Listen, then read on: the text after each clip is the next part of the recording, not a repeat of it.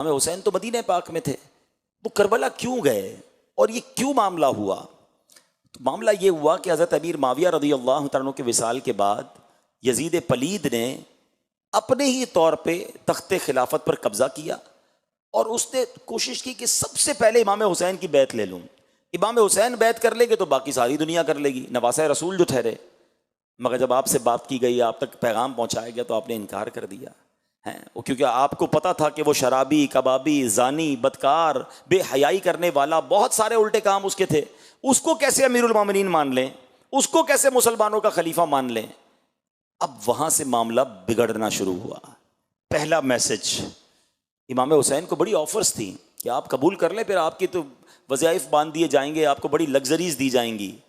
آپ نے کسی چیز کو قبول نہ کیا اور باطل کے آگے سر نہیں جھکایا، کمپرومائز نہیں کیا۔ آپ کمپرومائز کر لیتے نا تو ساری دنیا کے لیے ایک مثال بن جاتی کہ جناب جب بھی مشکل آئے کمپرومائز کر لو۔ امام حسین نے بھی تو کیا تھا، نہیں، آپ نے سر کٹا دیا مگر کمپرومائز نہیں کیا۔ یہ میسج ہے ہم تمام لوگوں کے لیے جو کہتے ہیں یار آفس کا ماحول ایسا ہے نا تو وہاں نماز نہیں پڑھ سکتا، ذرا ہمارا دوستوں کا ماحول ایسا ہے نا تو وہاں ڈریس مجھے ایسے ہی پہننا پڑتا ہے۔ ارے جناب یہاں جو ہے نا میں سنت پر عمل نہیں کر سکتا، فلاں ملک میں جاتا ہوں تو وہاں اس برائی سے نہیں بچ سکتا۔ ارے تم ماحول کی وجہ سے اپنے اعمال، اپنے دین، اپنے عقائد پر کمپرومائز کر لیتے ہو۔ سیکھو نواسہ رسول صلی اللہ تعالی علیہ وسلم سے کہ کس طرح جان قربان کر دی مگر باطل سے کمپرومائز نہیں کیا۔ یہ رہتی دنیا کے لیے میسج ہے کہ امام حسین نے عظیم قربانی اس لیے دی کہ نانا کے دین کے پرچم کو بلند کر دیں۔ کیا خوبصورت شعر ہے نا کہ قتل حسین اصل میں مرگ یزید ہے، اسلام زندہ ہوتا ہے ہر کربلا کے بعد۔ تو وجہ یہ بنی کہ آپ نے باطل کے آگے سر نہیں جھکایا۔ اب دوسرا سوال ذہن میں یہ آتا ہے کہ ٹھیک ہے آپ نے جب نہیں کی بیعت تو مدینہ چھوڑ کر کربلا کیسے جانا ہوا؟ اصل میں آپ نے یہ ڈیسائیڈ کر لیا کہ اگر اب میں مدینے میں رہوں گا تو اس کے سپاہی جو ہیں اب یہ جنگ و جدال کریں گے، اور آپ کے دل نے گوارا نہ کیا کہ مدینے میں تلواریں چلیں، مدینہ منورہ کا امن و سکون برباد ہو، تو آپ نے سوچا کہ میں مکے چلا جاتا ہوں۔ آپ مکہ پاک کے لیے روانہ ہو گئے، مگر ذرا سوچیں کہ نواسہ رسول جن کی پیدائش مدینے میں ہوئی، پورا خاندان مدینے میں ہے، ساری زندگی یہاں گزری ہے، اور اب انہیں مدینہ چھوڑنا پڑ رہا ہے۔ تاریخ میں جس طرح یہ واقعات لکھے ہیں کہ کس طرح امام حسین نے روتے ہوئے نبی پاک کے روضے پر حاضری دی، وہ رات کیسی آہو فغاں میں گزری تھی، نانا جان کو کس طرح الوداع کہا گیا کہ نانا حضور اب ہم سے مدینہ چھڑوایا جا رہا ہے۔ اللہ اکبر، یہ وہ ہستی ہیں جن کو میرے آقا جنتی نوجوانوں کا سردار فرمایا کرتے، میرے آقا انہیں جنتی پھول فرمایا کرتے، نبی پاک انہیں چوما کرتے، یہ نبی پاک کے کاندھوں پر سواری کرتے۔ ایسا انٹریکشن، ایسا تعلق تھا، اور ان ظالموں نے امام حسین کو مدینہ چھڑوایا۔ آپ روتے ہوئے اشک بار آنکھوں سے مدینہ پاک سے مکہ پاک آ گئے۔ مگر اب کمال دیکھو کہ کوفہ سے مسلسل آپ کو پیغام آ رہے تھے کہ حضور ہم آپ کی بیعت کرنا چاہتے ہیں، ہم یزید کی بیعت نہیں کرنا چاہتے، آپ آئیے اور ہمیں اس کے ظلم و ستم سے بچائیے، اور ہم آپ کے ہاتھ پر بیعت کرنا چاہتے ہیں۔ اللہ اکبر، آپ کو معلوم تھا کہ یزید کے لشکر والے بڑے ظالم ہیں۔ فَأَمَّا مَنْ ثَقُلَتْ مَوَازِينُهُ فَهُوَ فِي عِيشَةٍ رَاضِيَةٍ، فرمایا جس کی تولے بھاری پڑ گئیں، یعنی نیکیاں زیادہ ہو گئیں، وہ من مانتے چین میں، وہ جنت کی راحتوں میں ہے۔ آگے فرمایا وَأَمَّا مَنْ خَفَّتْ مَوَازِينُهُ، جس کی تولے ہلکی پڑ گئیں، فَأُمُّهُ هَاوِيَةٌ وَمَا أَدْرَاكَ مَا هِيَ نَارٌ حَامِيَةٌ، فرمایا جس کی تولے ہلکی پڑیں اب وہ بھڑکتی ہوئی جہنم کی آگ میں ڈال دیا جائے گا۔ اب اس کے تحت حدیثیں ہیں کہ ایسے لوگ ہوں گے جن کی کچھ نیکیاں کم پڑ گئی ہوں گی یا کچھ گناہ زیادہ ہوں گے، وہ اپنی ماں کے پاس جائیں گے، اپنے والد کے پاس جائیں گے، اپنے دوستوں کے پاس جائیں گے، بٹ نو بڈی ہیلپ، کوئی ہیلپ نہیں کرے گا، ادھر کوئی جواب نہیں دے گا۔ ایون ماں بچے کو جواب نہیں دے گی، بیٹا ماں کو جواب نہیں دے گا، نفسا نفسی کا دور ہوگا۔ تو بتاؤ نا اس دن کی سینسٹیوٹی زیادہ یا آج کی بیلنس شیٹ زیادہ امپورٹنٹ ہے؟ اس دن بیلنس شیٹ آؤٹ ہو گئی تو مارے جائیں گے۔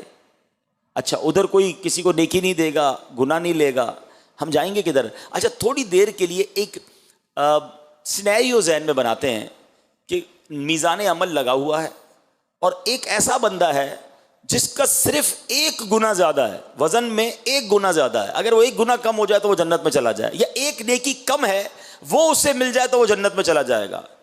ٹرائی ٹو انڈرسٹینڈ اس کی حسرت کا، اس کی یوں سمجھیے کہ تکلیف کا عالم کیا ہوگا، اور اس کو کیا کیا یاد آئے گا. یار کاش وہ گناہ نہ کرتا، کاش وہ میں حرام نہ دیکھتا، کاش وہاں جھوٹ نہ بولتا.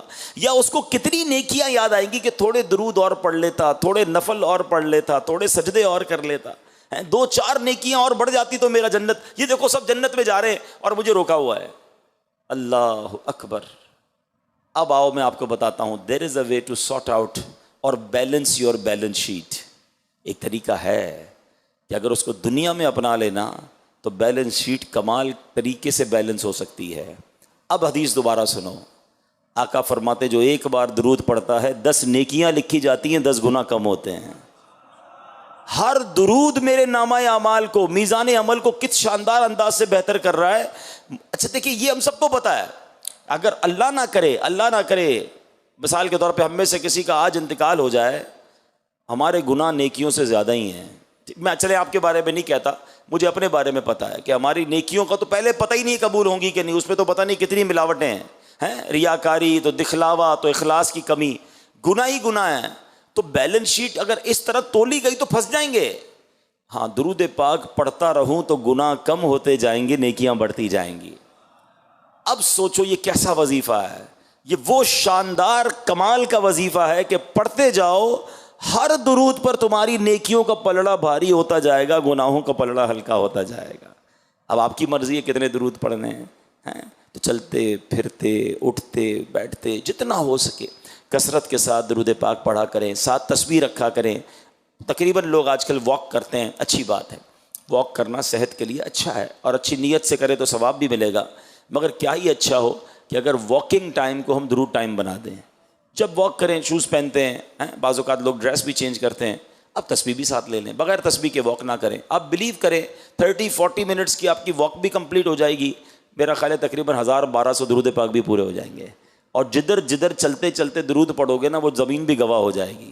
تو اور کیا چاہیے. تو جتنا ہو سکے آپ اپنا ٹائم نکالیں اور درود پاک پڑھیں. آئیے محبت کے ساتھ باواز بلند درود پاک پڑھیں. صلو علی الحبیب صلی اللہ تعالی علی محمد صلی اللہ علیہ وسلم. اسلامی مہینے کا، اسلامی کیلنڈر کا آخری مہینہ ذوالحجہ، پہلا مہینہ محرم الحرام، یہ دونوں مہینے ہمیں کیا پیغام دیتے ہیں؟ The message of last month and the first month, دونوں کا پیغام قربانی ہے.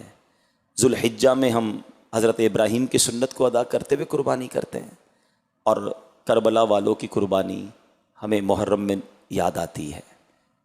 آج میں یہ چاہوں گا کہ نارملی ہم بہت ساری ہسٹری آف اسلام کو پڑھتے ہیں، سنتے ہیں، سالانہ سنتے ہیں، لیکن اپنے لیے اس میں سے کیا میسج لیتے ہیں؟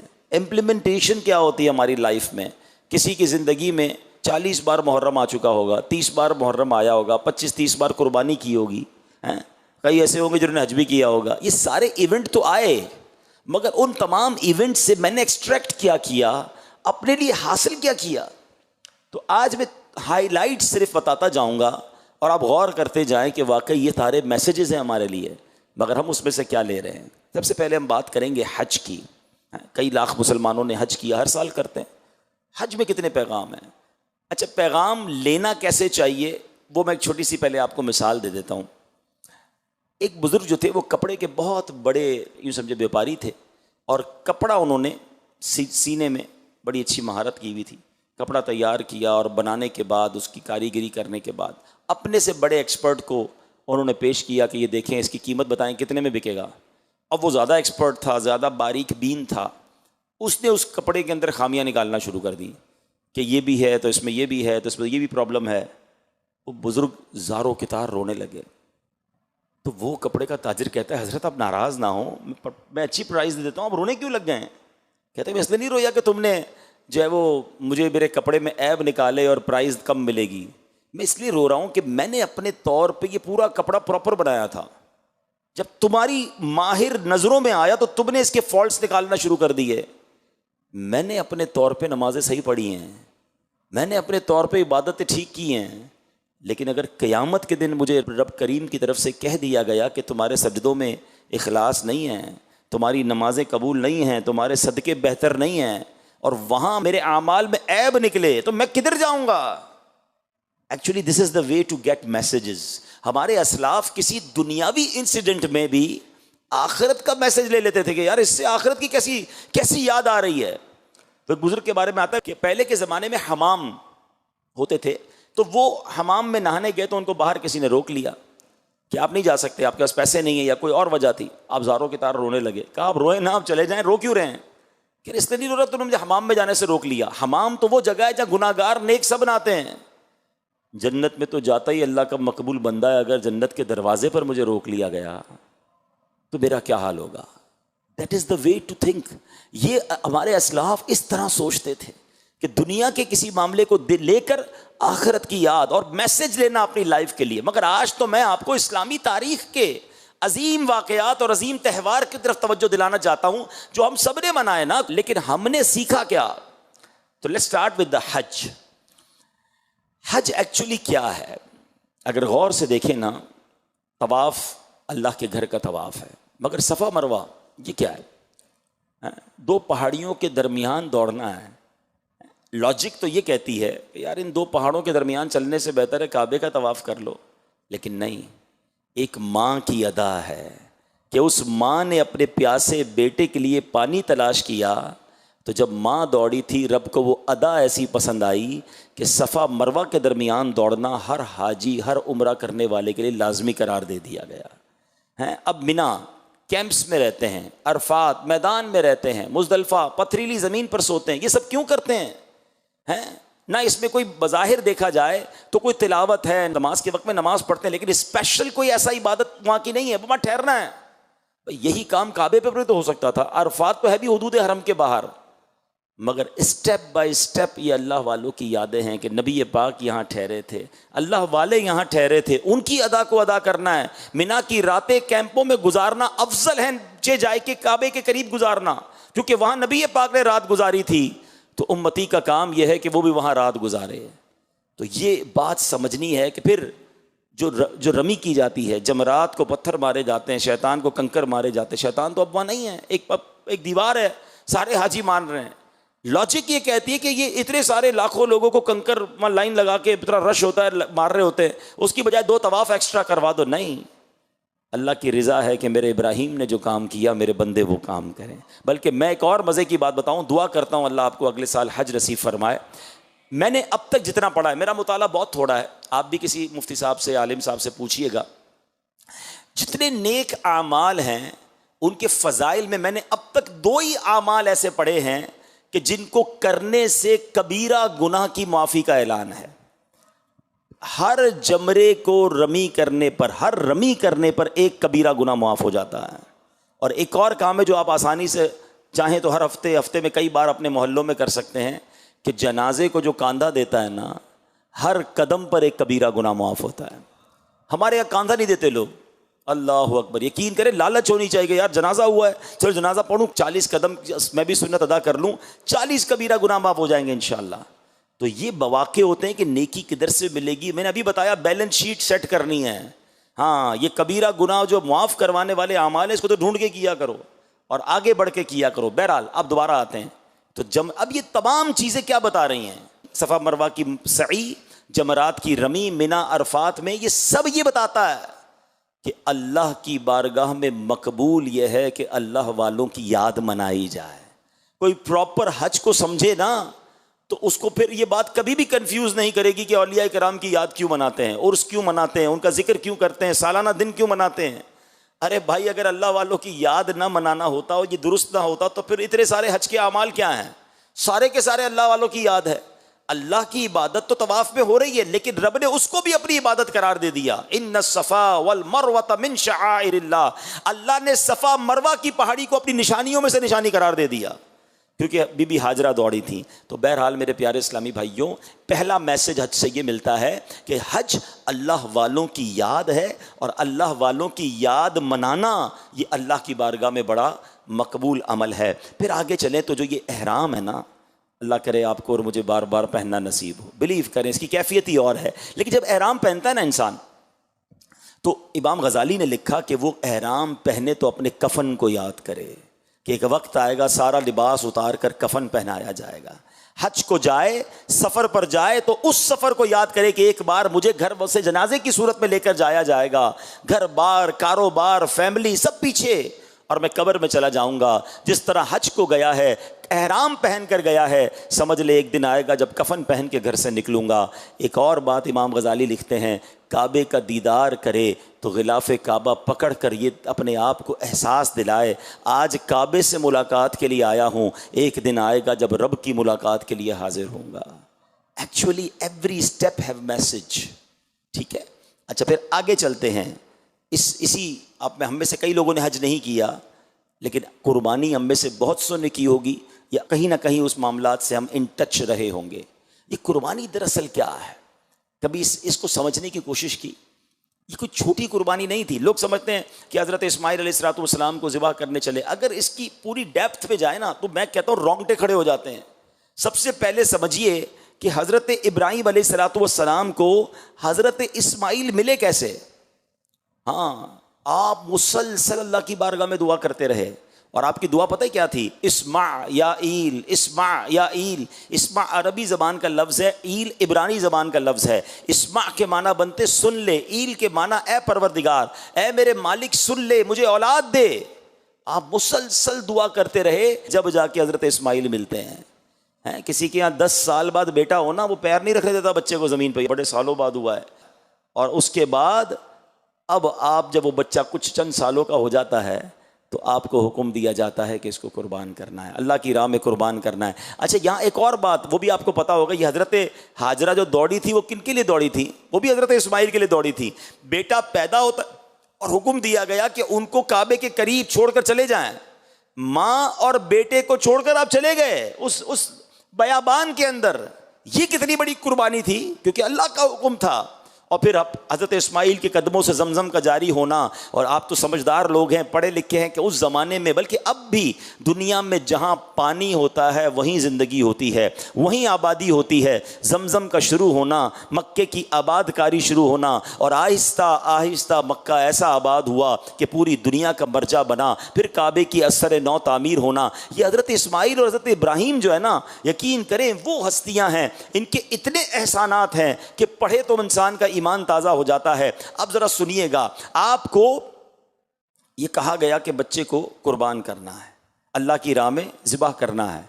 آپ ایک دن تو سوچتے رہے کیونکہ خواب میں یہ حکم دیا گیا تھا. دوسرے دن آپ کو یقین آ گیا. تیسرے دن آپ نے بچے کو لے کر جانا چاہا، لیکن کمال دیکھیں کہ اپنے بچے سے مشورہ بھی کیا ہے. اب بیٹا دیکھو کیسی فرما بردار. آپ نے جو مشورہ کیا وہ بھی قرآن میں موجود ہے. پہلے آپ نے اپنے بیٹے سے کیا کہا؟ یا بنی انی ارا فی المنام انی اذبحک فانظر ماذا تری. اے میرے بیٹے، میں نے خواب میں دیکھا ہے کہ میں تجھے ذبح کرتا ہوں، اب تو دیکھ تیری کیا رائے ہے. کسی کو ذبح کرنے کے لیے رائے پوچھیں گے تو کیا رائے دے گا؟ اچھا عمر 7 سال، ایک روایت کے مطابق 9 سال، اتنی کم سنی ہے. مگر تربیت ابراہیمی دیکھو کہ وہ بیٹا کہتا ہے اے میرے والد کیجئے جس کا آپ کو حکم دیا جا رہا ہے، آپ مجھے صابر پائیں گے، صبر کرنے والا پائیں گے. اللہ اکبر. اچھا جب آپ لے کر گئے نا اپنے بیٹے کو، تو شیطان مختلف روپ میں آپ کے سامنے آیا اور آپ نے فرشتوں کے کہنے پر اسے کنکر مارے. یہ وہ رمی ہے جو آج حاجی کرتے ہیں. مگر یاد تو کیجئے کہ یہ کیسی رمی تھی، یہ کیسا کمال تھا کہ اس وقت باپ بیٹے کو ذبح کرنے جا رہا ہے اور شیطان بیچ میں آ کر ورغلانے کی کوشش کر رہا ہے.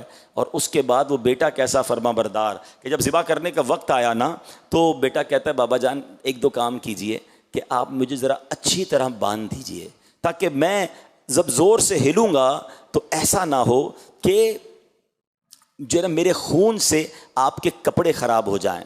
اور بابا جان دوسری بات یہ ہے کہ آپ مجھے الٹا لٹا دیجئے تاکہ مجھے ذبح کرتے وقت آپ میرے چہرے کو نہ دیکھیں، آپ کو زیادہ تکلیف ہوگی. اچھا بابا جان چھری کو زیادہ تیز کر دیجیے گا تاکہ وہ گلے پر جلدی چل جائے، مجھے بھی کم تکلیف ہوگی. اور میرے اس عمل کے بعد مجھے جب آپ گلا میرا کاٹ دیں، ذبح کر دیں تو میرا لباس میری ماں کو دے دیجیے گا، تھوڑا اسے تسلی ہو جائے گی. کبھی سوچا یہ باتیں کتابوں میں تو ہیں، قربانی کتنی بڑی ہے. باپ کے دل پر کیا گزری ہوگی، بیٹے کا عمل کیسا ہوگا.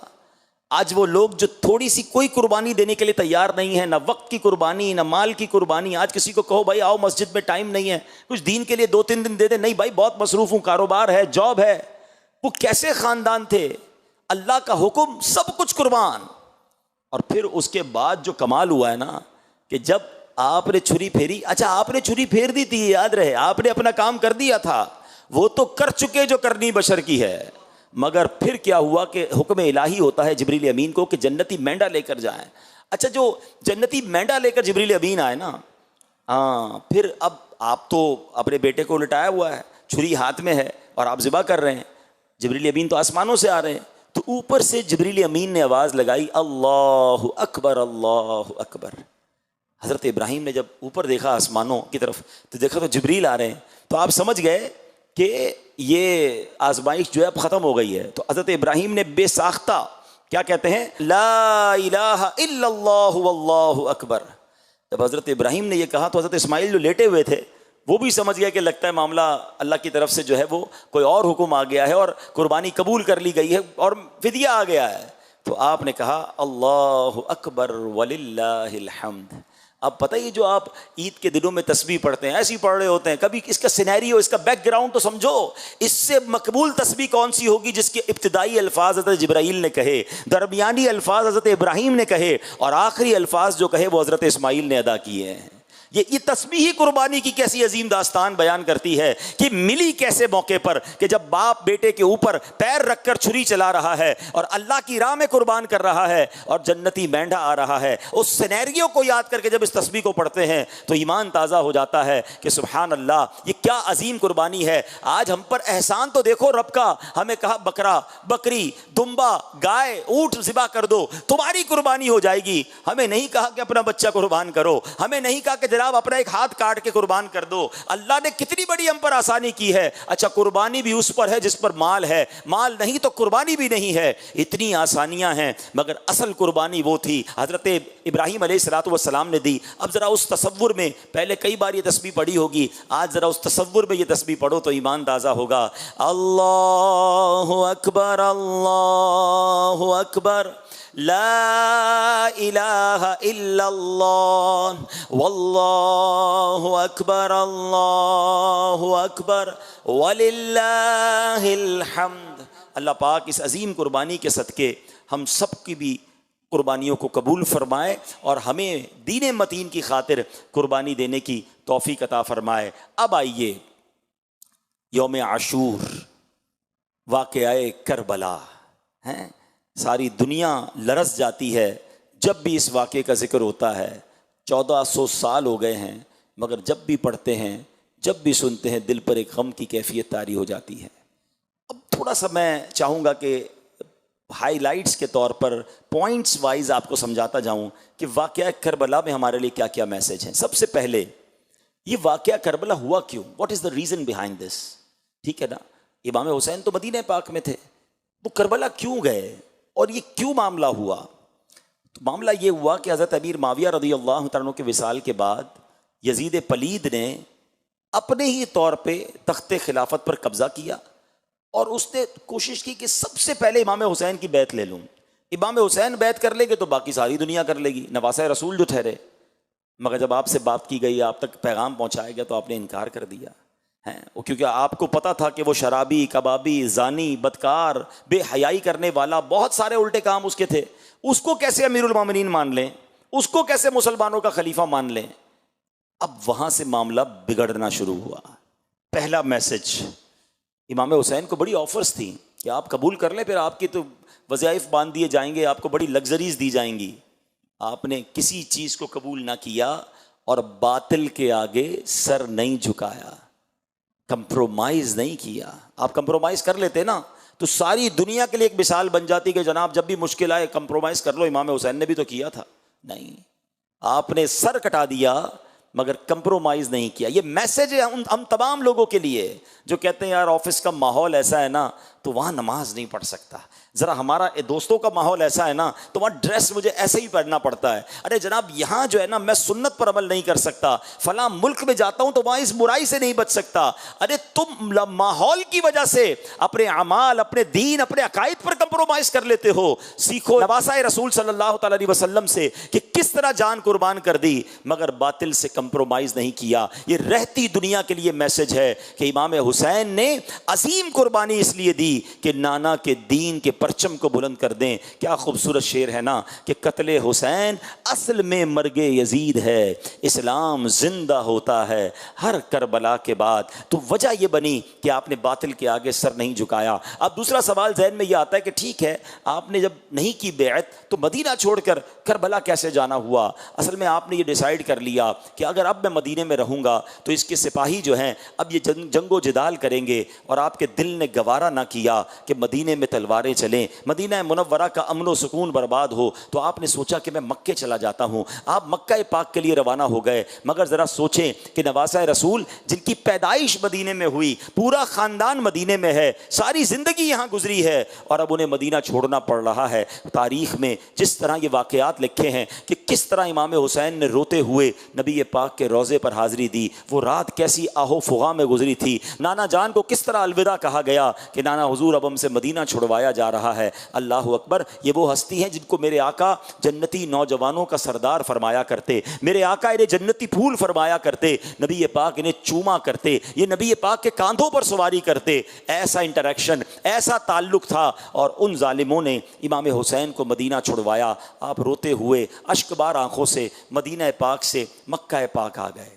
مگر اب کمال دیکھو کہ کوفہ سے مسلسل آپ کو پیغام آ رہے تھے کہ حضور ہم آپ کی بیعت کرنا چاہتے ہیں, ہم یزید کی بیعت نہیں کرنا چاہتے, آپ آئیے اور ہمیں اس کے ظلم و ستم سے بچائیے, اور ہم آپ کے ہاتھ پر بیعت کرنا چاہتے ہیں. اللہ اکبر. آپ کو معلوم تھا کہ یزید کے لشکر والے بڑے ظالم ہیں, مگر جب کوفیوں کی لیٹر آئے, کوفیوں کے مکتوب آئے, تو یہ آپ کے منصب کا تقاضا تھا کہ کیسے ڈینائی کر دیتے. امام حسین اسلام کے بہت بڑے داعی تھے, حق کی بات کرنے والے تھے, عظیم مبلغ اسلام تھے. آپ نے فرمایا اگر میں کوفہ نہ گیا تو قیامت کے دن اگر کوفے والے کھڑے ہو گئے بارگاہ الہی میں کہ یا اللہ ہم تو امام کی بیعت کرنا چاہتے تھے, ہم اس بدکار یزید کی بیعت نہیں کرنا چاہتے تھے, مگر امام ہمارے پاس نہیں آئے, تو میں اللہ کی بارگاہ میں کیا جواب دوں گا؟ یہ دین کی خاطر قربانی کا جذبہ دیکھو کہ جان کی پرواہ نہ کی, اور آپ نے کہا میں سفر کروں گا. بڑے بڑے صحابہ کرام نے آپ کو روکا,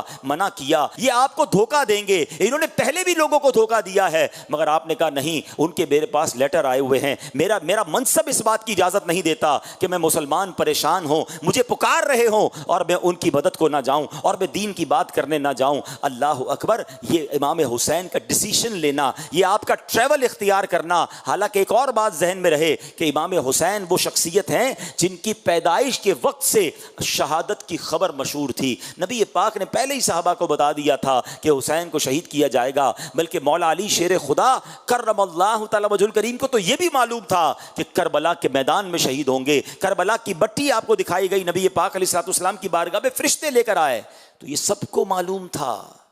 مگر پھر بھی کربلا کا سفر ہو رہا ہے, پھر بھی کوفہ کا سفر ہو رہا ہے. تو اس سے ایک اور بات پتہ چلتی ہے. دیکھیں نبی پاک تو وہ ہیں کہ لوگ آ کر دعا کرواتے, اپنے کام کروا لیتے تھے. صحابہ کہتے بارش چاہیے, آقا ہاتھ اٹھاتے بارش برستی. صحابہ کہتے بارش رکوائیے, آقا ہاتھ اٹھاتے بارش رک جاتی. جو نبی چاند کو اشارہ کر کے 2 ٹکڑے کر دے, وہ نبی کیا اپنے نواسے سے یہ آفت ٹل جائے اس کی دعا نہیں کر سکتے تھے؟ بی بی فاطمہ کہتی بابا جان آپ کو اتنا پیار ہے حسین سے, آپ دعا کیجئے کہ اس کو شہید نہ کیا جائے, اس پر ظلم نہ کیا جائے, یہ آفت ٹل جائے. مولا علی کہتے نبی پاک علیہ الصلوۃ والسلام سے یہ سارا خاندان وہ ہے جو سارے جہان کے لیے دعائیں کرنے والا, مگر اپنے بیٹے کے لیے دعا نہ کی. اس کے پیچھے علماء نے لکھا کہ یہ سب پریپیئر تھے اس امتحان کے لیے, سب اپنے بچے کو گویا خونے جگر پلا رہے تھے. امام حسین کی تربیت ہو رہی تھی کہ آگے جا کے تم نے دین پر قربان ہونا ہے. پتہ تھا پھر بھی صبر تھا. ہمارا حال کیا ہے؟ اللہ اکبر. یہ بہت کمال کا میسج ہے. اگر ہم سمجھیں کہ انہیں معلوم تھا کہ اتنی بڑی آزمائش ہونے والی ہے، پھر بھی شکوہ نہیں ہے، پھر بھی جناب اللہ کی بارگاہ میں کوئی کمپلین نہیں ہے، زباں پر شکوہ رنج و الم لایا نہیں کرتے، نبی کے نام لیوا غم سے گھبرایا نہیں کرتے. بہت سارے اس میں تو پیغام ملتے ہیں نا. لوگ آج کل عجیب عجیب باتیں کرتے ہیں کہ یار میں تو نماز بھی پڑھتا ہوں، روزے بھی رکھتا ہوں، صدقہ بھی دیتا ہوں، میرے مسئلے حل نہیں ہوتے، میری پریشانی دور نہیں ہوتی، پتہ نہیں میرا کیا قصور ہے. ارے اللہ کے بندو، اول تو یہ کہنا نہیں چاہیے میرا کیا قصور ہے، ہم تو ہیں ہی قصوروار. لیکن اگر کسی نیک شخصیت پر واقعی آزمائش آ رہی ہے تو مجھے بتاؤ نا، کربلا والوں سے زیادہ نیک کون تھا؟ انہیں بھی تو امتحان آیا نا، اور وہ امتحان میں کامیاب ہوئے. اور آج ہم چھوٹی سی آزمائش پر شکوے، شکایات، کمپلین نہ کریں. ایسا امیر اہل سنت بڑا پیارا میسج دیتے ہیں. فرماتے ہیں پیارے مبلغ، معمولی سی مشکل پہ تو گھبراتا ہے. پیارے مبلغ، معمولی سی مشکل پہ تو گھبراتا ہے. دیکھ حسین نے دین کی خاطر سارا گھر قربان کیا. امام حسین نے تو پورا گھر قربان کر دیا نا. اچھا پھر کیا ہوا؟ آپ مدینے سے مکے آ گئے اور آپ نے مزید کنفرمیشن کے لیے حضرت مسلم بن عقیل کو بھیجا. وہ وہاں گئے تو کوفے والوں نے ہزاروں کی تعداد میں آپ کی بیعت کر لی.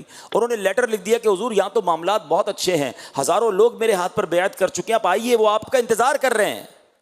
اب 3 ذوالحجہ کو امام عالی مقام، امام عرش مقام مکے سے کوفہ کے لیے روانہ ہوتے ہیں. ذرا سوچیے یہ کون سے دن ہوتے ہیں؟ 3 ذوالحجہ اور 9 ذوالحجہ میں کتنا فرق ہے؟ 5-6 دن کا فرق ہے. حج کے لیے ساری دنیا سے لوگ مکے آ رہے ہیں، مگر امام حسین کوفہ جا رہے ہیں کہ دین پھیلانا ہے. قربانی دی، پہلے مدینہ چھوڑا، پھر مکہ چھوڑا، اور اب آپ جب جانے لگے تو وہاں حضرت مسلم بن عقیل کو شہید کر دیا گیا. امام حسین کو راستے میں یہ پتہ چل گیا تھا کہ حضرت مسلم بن عقیل شہید ہو گئے ہیں. آپ نے اور آپ کے رفقا نے مشورہ کیا کہ اب نہیں جانا چاہیے، حالات عجیب و غریب ہیں.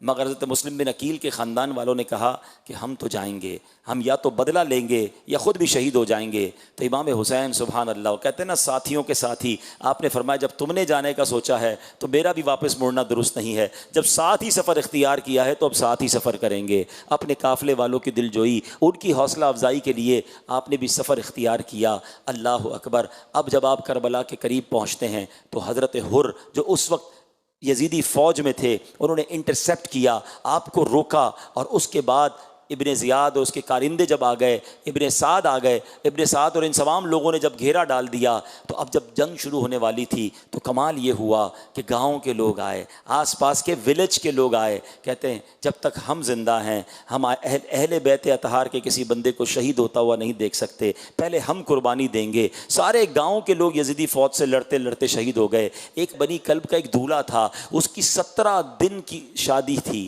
اس کی ماں آتی ہے روتے روتے کہ بیٹا میری زندگی کی تمنا ہے، قریب ہی نواسہ رسول موجود ہیں، اپنے لشکر کے ساتھ موجود ہیں، سامنے 22,000 کا لشکر ہے، اے میرے بیٹا کیا ایسا نہیں ہو سکتا کہ تم بھی اپنی جوانی امام حسین کے قدموں پہ قربان کر دو. وہ نوجوان لڑتے لڑتے شہید ہوتا ہے. جب اس کا سر دلہن کی گود میں ڈالا جاتا ہے تو وہ بھی روتے روتے دنیا سے چلی جاتی ہے. ذرا سوچئے تو صحیح میرے پیارے اسلامی بھائیوں، یہ کیسی قربانی کی داستانیں ہیں، یہ کیسے لوگ تھے کہ ایک طرف جن کو باقاعدہ کوئی انٹریکشن نہیں تھا مگر محبت آل رسول میں آ کر وہ اپنے سر کٹا رہے ہیں، اور ایک طرف یزیدی ہیں، 22,000 کا لشکر ہے اور وہ کسی طریقے سے بھی پیچھے ہٹنے کے لیے تیار نہیں. امام حسین نے کئی بار انہیں کہا کہ میں لڑنے نہیں آیا. کوئی لڑنے جاتا ہے تو بچوں کو لے کے جاتا ہے، فیملی کو لے کے جاتا ہے. آپ تو اپنے بچوں کو لے کر گئے تھے کہ مجھے تو کوفے والے بلا رہے ہیں، ویلکم کرنے کے لیے بلا رہے ہیں، دین کی دعوت دینے جا رہا ہوں، اس لیے فیملی ساتھ لے کر آئے تھے. آپ نے کئی بار کہا اگر مجھے نہیں جانے دینا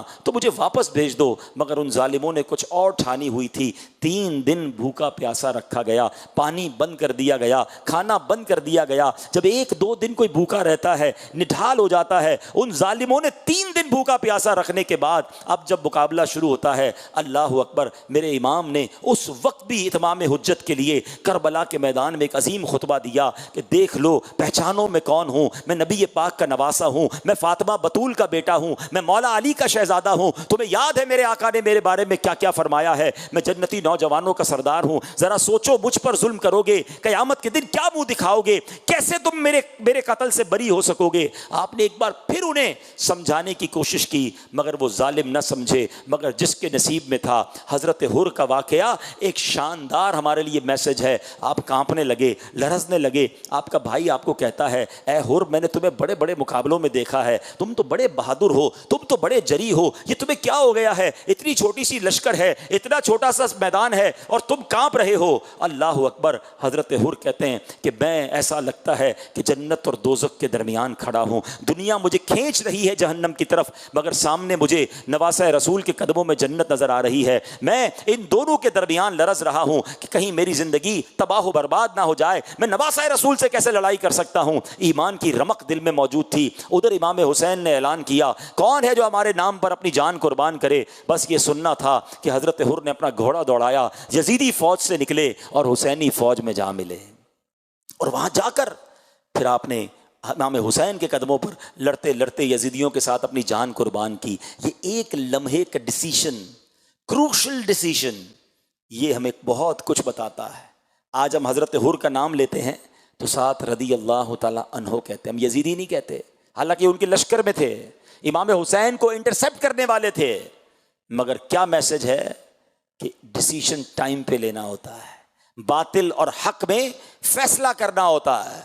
शेर कितना प्यारा है ना, ये नारा हुर का था जिस वक्त फौजे शाम से निकला, कि देखो यूं निकलते हैं जहन्नम से खुदा वाले। निकल आए ना।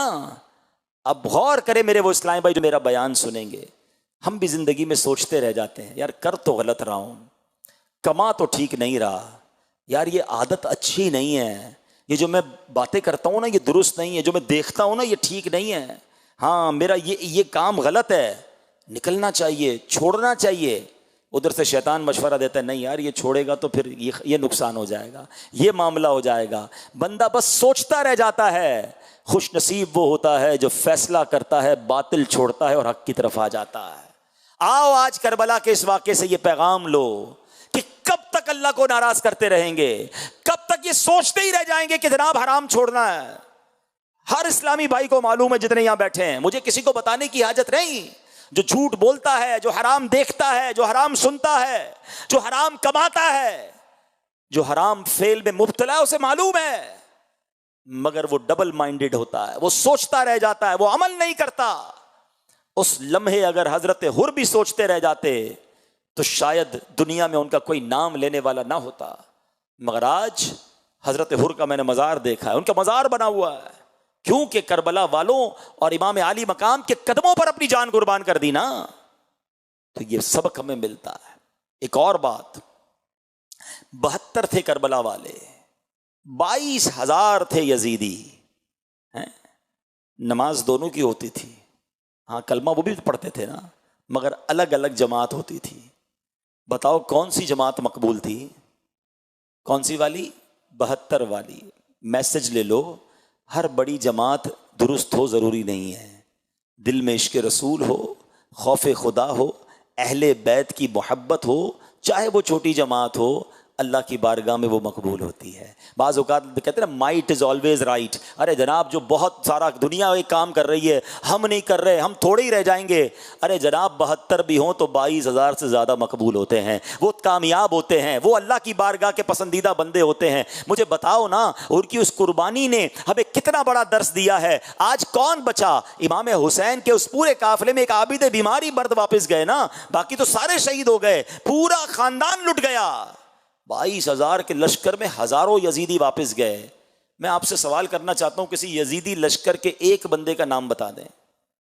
हैं 2-4 जो कमांडर थे, उसके अलावा किसी को भी नाम नहीं पता। क्यों नहीं पता? उनके नामो निशान मिट गए। मगर कमाल देखो, 1400 साल गुजर गए, शहदाए करबला के नाम लोग तावीज़ की तरह अपने पास रखते हैं, उनके नाम जिंदा जावेद हैं। बताओ दुनिया में कोई एक बंदा जो कहे मैं यजीद से मोहब्बत करता हूँ, ये यजीदियों से मोहब्बत करता हूँ। दुनिया के कोने कोने में चले जाएं, आपको इमाम हसन और इमाम हुसैन और उस पूरे काफिले करबला वालों के चाहने वाले मिलेंगे। कुर्बानी दी, अल्लाह ने उनके नाम बाकी रखे, उनकी इज्जतें बढ़ गईं। अरे वो हुकूमत क्या करते? इमाम हुसैन ने करोड़ों अरबों मुसलमानों के दिलों पर आज भी राज किया हुआ है। हुकूमत तो ये है ना, ہم ایکچولی بعض اوقات کیلکولیٹر پہ چل رہے ہوتے ہیں، یار اتنا نہیں ملا، یہ چھوڑ گیا، یہ چلا گیا.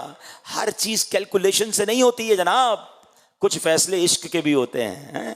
عقل کو تنقید سے فرصت نہیں، عشق پر اعمال کی بنیاد رکھ. حضرت ابراہیمی کے تو واقعہ ہے نا کہ جب آگ میں ڈالا جا رہا تھا، کتنی بڑی آگ تھی کہ پرندے نہیں گزرتے تھے، مگر آپ نے کیوں اس آگ میں چھلانگ لگا دی؟ اللہ کے بھروسے. لیکن اگر آگ پھر کیا ہو گئی؟ گلزار ہو گئی نا. شاعر کیا لکھتے ہیں کہ بے خطر کود پڑا آتش نمرود میں عشق، عقل تھی محو تماشائے لبے بام ابھی. عقل تو سوچ ہی رہی تھی، عشق نے اپنا کام کر دیا. عقل والوں کے نصیبوں میں کہاں ذوق جنوں، عشق والے ہیں جو ہر چیز لٹا دیتے ہیں. اللہ وہ جذبہ عطا فرمائے، دین کے لیے قربانی کا جذبہ عطا فرمائے. اور جب اللہ کی راہ میں چلیں، جب دین کی طرف آئیں اور کوئی مشکل آئے تو صبر بھی اللہ عطا فرمائے کہ کوئی بات نہیں، یہ رکاوٹ آئی ہے، میں نے دین نہیں چھوڑنا ہے. تھوڑی سی تکلیف ہو، نہیں بھائی یار نماز نہیں پڑھنی، نماز پڑھتا ہوں لوگ باتیں کرتے ہیں، نہیں یار میں نے دین کی طرف نہیں جانا، کیا کروں کولیگز تنگ کرتے ہیں، کوئی حوصلہ ہی نہیں بڑھاتا. ارے امام حسین کو دیکھو، سب کچھ قربان کر دیا مگر دین کے پرچم کو سر بلند کیا. آخری بات کرنا چاہتا ہوں، ہم سب چاہتے ہیں، ہم سب کی تمنا ہے کہ قیامت کے دن ہماری ملاقات ہو امام حسین سے. ہم سب چاہتے ہیں اہل بیت اطہار کے قدموں میں ہمارا حشر ہو. مگر بتاؤ نا، جب قیامت کے دن امام حسین کے قدموں میں حاضر ہوں گے اور امام حسین نے اگر ایک سوال ہم سے کر لیا کہ میں نے تو اپنے نانا کے دین کو سر بلند کرنے کے لیے پورے گھر کو لٹا دیا، بتاؤ تم نے دین اسلام کی کیا خدمت کی ہے؟ از دیر اینی آنسر؟ ہمارے پاس کوئی جواب ہے؟ بس اس دن کی تیاری کرو، ملاقات امام حسین کی تیاری کرو کہ جب حاضر ہوں گا نا نبی پاک کے نواسے کی بارگاہ میں تو عرض کروں گا حضور اپنے حصے کا چراغ میں بھی جلا کے آیا ہوں، اپنے حصے کی کوشش میں بھی کر کے آیا ہوں، کچھ تو کر کے جاؤ نا. کیا یہ جواب دو گے کہ بڑی پروفیشنل لائف تھی، بہت بیزی لائف تھی، کاروبار تھا، جاب تھی، فیملی تھی، دین کے لیے کوئی ٹائم نہیں تھا؟ نہیں جناب، ہم سب کو امام حسین کے نقش قدم پر چلتے ہوئے نبی پاک کے دین کی خدمت کرنی ہے. That's why you are here. اسی لیے تو آئے ہو نا آپ کہ ہم نے کچھ سیکھ کر ہم نے بھی جذبہ لے کر جانا ہے. ہم سب چاہتے ہیں حسینی طریقے پر چلیں. کوئی ایسا بیٹھا نہیں ہوگا کہ زندگی یزیدی طریقے پر گزرے. مگر کبھی اس کو غور کیا کہ حسینی طریقہ کیا ہے اور یزیدی طریقہ کیا ہے؟ امام حسین نے کربلا کے میدان میں بھی نماز پڑھی تھی، تلواروں کے سائے میں بھی سجدے کیے تھے. بتاؤ نا، وہ تلوار کے سائے میں سجدے کریں اور پنجتن کا غلام کہلانے والا فرض نمازیں چھوڑ دے. پنکھے لگے ہوتے ہیں مسجدوں میں، کارپیٹ بچھے ہوتے ہیں، نماز قضا ہو جاتی ہے. یاد رکھو امام حسین سے محبت صرف کھچڑا بنانے اور کھانے میں نہیں ہے. یقیناً نیاز کرنی ہے، ہاں اچھی بات ہے، ایصال ثواب کرنا چاہیے، مگر ہم نیازی بعد میں ہیں، نمازی پہلے ہیں. تو آئیے آج کربلا کا یہ پیغام بھی لے کر جائیں کہ آج کے بعد ہماری کوئی نماز قضا نہیں ہوگی. ایسا نہیں، زوردار نعرہ لگائیں، آج کے بعد ہماری کوئی نماز قضا نہیں ہوگی. ہم روزانہ کچھ نہ کچھ تلاوت قرآن کریں گے. اچھا پھر یزیدی طریقہ کیا ہے؟ کربلا کی رات شب عاشور حسینی قافلے میں، حسینی خیمے میں تلاوت ہو رہی تھی، دعائیں ہو رہی تھی، نمازیں ہو رہی تھی. یزیدی کیمپ میں کیا ہو رہا تھا؟ رقص و سرور کی محفلیں، شراب، موسیقی. اب غور کر لیں، ہماری راتیں نمازوں میں ہیں، تلاوت میں ہیں، دعاؤں میں ہیں، یا اللہ نہ کرے موسیقی میں ہیں، گانے باجوں میں ہیں، بے حیائی میں ہیں؟ یہی تو یزیدی طریقہ ہے نا. ہمیں یزید کے ساتھ نہیں، ہمیں امام حسین کے ساتھ محشر میں جمع ہونا ہے. تو حسینی طریقے کو اپنا لیجئے. اور دعوت اسلامی کا ماحول یہ کمال کا ماحول ہے جو ہمیں حسینی طریقے پر زندگی گزارنے کا طریقہ بتاتا ہے. اور سبحان اللہ، کربلا والوں سے جو امیر اہل سنت اور دعوت اسلامی والوں کی محبت ہے نا، کربلا والے کتنے تھے؟ 72 تھے. ٹھیک ہے، آپ کو پتہ ہے دعوت اسلامی کے شعبہ نیک اعمال یہ کتنے نیک اعمال ہیں؟ ذرا بتائیے. 72. یہ کیوں ہے 72 بھائی؟ کربلا والوں کی یاد میں. ہمارا جو 3 دن کا مدنی قافلہ ہوتا ہے، اس مدنی قافلے کے گھنٹے کتنے بنتے ہیں؟ ذرا زور سے بولے نا. 72 گھنٹے کا مدنی قافلہ اور 72 نیک اعمال تھام لو، انشاءاللہ 72 کربلا والوں کے پیچھے پیچھے جنت میں جائیں گے انشاءاللہ. یہ کمال کی، یوں سمجھیے امیر اہل سنت کی ان سے محبت اور اہل بیت کی محبت گویا گول گول کے دعوت اسلامی والے پلاتے ہیں.